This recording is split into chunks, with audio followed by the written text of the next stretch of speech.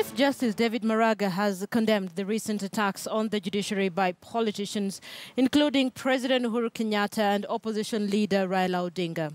Justice Maraga stated that intimidation of judges by political leaders undermines judicial authority as well as the confidence Kenyans have in the judiciary. The judiciary has more often than not found itself between a rock and a hard place, facing criticism from the very people it's meant to serve. But following the recent election disputes, the judiciary has had its fair share of attacks from politicians.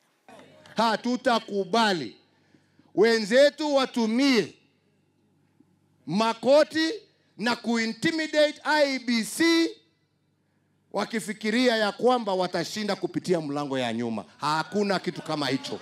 Ile appeal wamepeleka kwa mahakama ambayo jaji mkuu anatarajiwa weke pamoja na appeals board. Tunauliza kama wananasa waondoe mara moja. The first referendum is to check on the powers of the judiciary. Because there is no way we shall allow judiciary to twist other arms of government. It is this public crucifixion of the judicial system that Chief Justice David Maraga has condemned, with top political players being accused of having a hand in the attacks.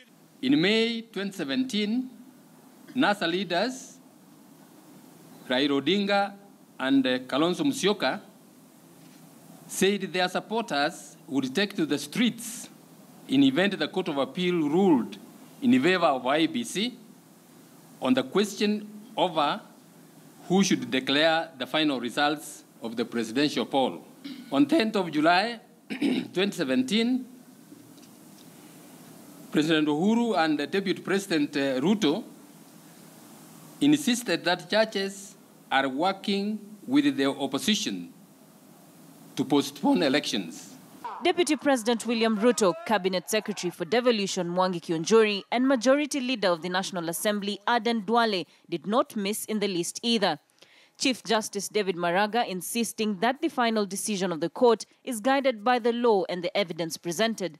We wish to remind the politicians that our judicial system incorporates sufficient avenues for recourse should litigants be dissatisfied with the decisions made by our courts.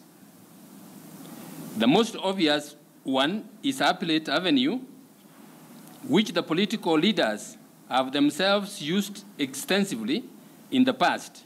But in an immediate rejoinder sent to KTN, Duale accused the CJ of dragging his name from the archives to protect the judiciary and for failing to address the issues raised by Jubilee Secretary General Raphael Tuju. With only 5 days left to the general elections, the judiciary maintains that it is ready to handle all election-related disputes at all levels without fear or favor. Raquel Muigai, KTN News, Nairobi.